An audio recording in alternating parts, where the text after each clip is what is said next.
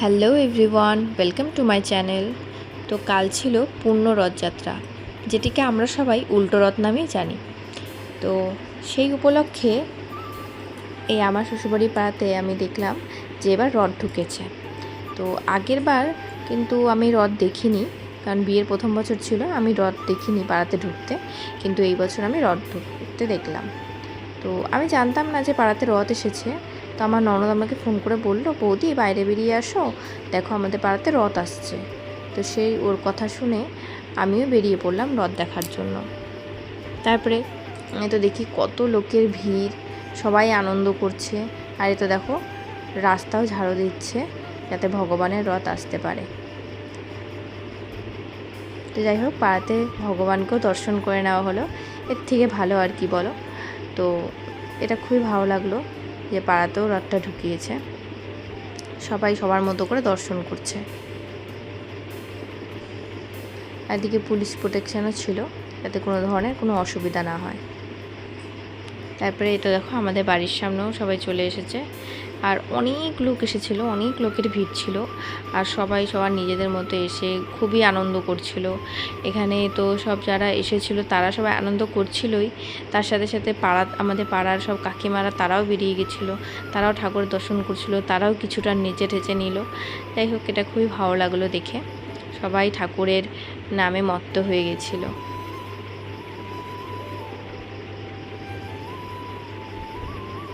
এখানে দেখো সবাই কি সুন্দর করে নাচ করছে, সবাই খুব সুন্দর করে সেজে গুজে এসে খুবই সুন্দর করে নাচ করছে, ঠাকুরকে পুরোপুরি অনুভব করছে। আর এই দিদাটা দেখো খুব সুন্দর নাচ করছিল, সবাই সবার মতো খুবই আনন্দ করছিল, এটা দেখে খুবই ভালো লাগছিল।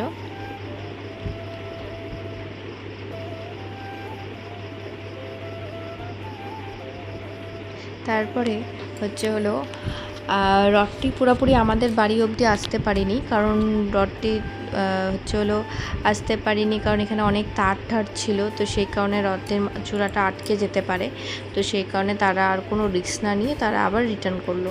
তো একদম আমাদের বাড়ি অবধি আসতে পারেনি, কিন্তু যাই হোক আমরা একটু এগিয়ে গেলাম, এগিয়ে যেয়ে ভগবানকে লাস্ট দর্শন করে নিলাম। তারপর আমি আর ও বিকেলবেলা রেডি হয়ে বেরিয়ে গেলাম, কারণ ছোটোবেলায় মার কাছ থেকে শুনেছি যে সোজা রথে গেলে উল্টো রথে নাকি যেতে হয়। তো এই কারণে আমি আর আমার বর দুজন মিলে রেডি হয়ে গেলাম। আর এটা হচ্ছে সেই রথটি, যে রথটি আমাদের পাড়াতে গেছিলো। তারপরে এই তো আমি আর ও বেরিয়ে গেলাম, আমাদের বেরোতে একটু লেট হয়ে গেছিলো। তো যাই হোক, তারপরে আমরা মেলাতে এসে পৌঁছে গেলাম। মেলাতে আসলাম, এই তো দেখো মেলাতে এসে মেলাটা ঘুরছি। আগের বার ওদের এই বাড়ির সামনে যে মেলাটাতে গেছিলাম, সেই দুটো মেলা বেশি একটা বড় ছিল না, ছোটোখাটোই ছিল। তো সেই তুলনায় এই মেলাটি যথেষ্ট বড়, আর অনেক দোকানপত্র আছে। তো আমরা ফার্স্টে এদিক দিয়ে একটু ঢুকলাম, ঢুকে একটু দেখে নিলাম যে কী কী আছে। তারপরে আমরা একটু ভিতরের দিকেও গেলাম যে দেখি ওদিকে কী আছে। তো ওদিকে যাওয়ার পরে দেখি ওদিকে অনেক ধরনের রাইডস আছে। তো তাও বেশি কিছু নেই, যাই হোক তাও মোটামুটি জিনিসপত্র ভালোই ছিল। তো বাচ্চাদের জন্য অনেক কিছু ছিল।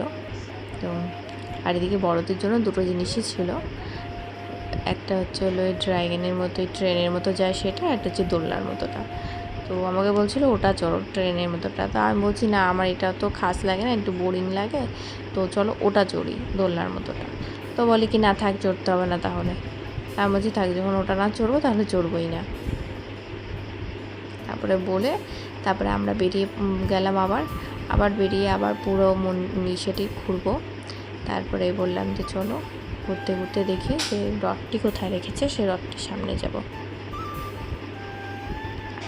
তারপরে এইভাবে করে রাস্তার দুধার দিয়ে, ভেতরে তো বসেই ছিল মেলা, প্লাস রাস্তার দুধার দিয়ে অনেক দোকান বসেছিল। তো আমরা সব দোকান দেখতে দেখতে যাচ্ছিলাম, আর দেখছিলাম যে রথটি কোথায় রেখেছে, সেখানে যাব।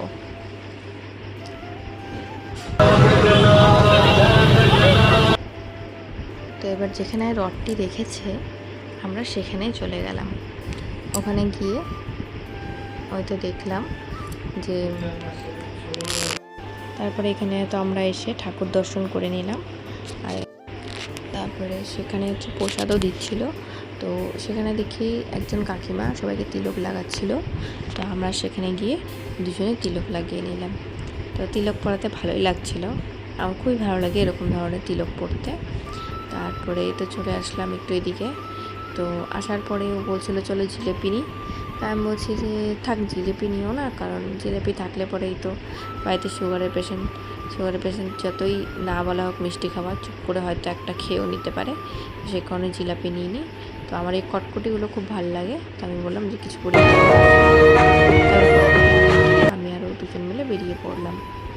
তারপরে তো দেখো এদিকে মেলাতে দেখছি জিনিসপত্র কি আছে না আছে। তো এবার মেলা থেকে সেরকম কিছুই কেনাকাটি হয়নি, শুধু আমি দুটো জিনিস নিয়েছি, একটা আমার ক্লাচার নিয়েছি আর একটা মাথায় লাগানোর কাঁটা নিয়েছি, বাস আর কিচ্ছু নিইনি। তারপরে আমি মেলার থেকে অনেক দিন পর আজকে মেলার চাউমিন খেলাম। তো এরকম ধরনের খাওয়াই হয় না বলতে গেলে এখন। তো যাই হোক খেলাম। তারপরে এখান দোকান থেকে একটু চপ নিয়ে নিয়েছিলাম, তো এই জন্য একটু লঙ্কার চপ খেয়ে নিলাম। লঙ্কার চপ খেতে খুব ভালোই লাগে আমার, তো খেতে ভালোই হয়েছিল, খারাপ ছিল না। তারপরে ও খেয়ে নিল।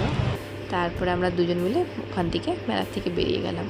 যখন আমরা মেলার থেকে বেরিয়ে যাচ্ছিলাম সেই সময় যথেষ্ট আরও ভিড় বাড়া অনেক শুরু হয়ে গেছিলো। এই তো তারপরে দেখো বাড়িতেও চলে আসলাম। আর এই তো কটকটি, এটাও নিয়ে এসেছি পরে খাবো বলে। আর লাস্টে আমরা আসার সময় আইসক্রিম নিয়ে এসেছিলাম, এখন বসে আইসক্রিম খাবো।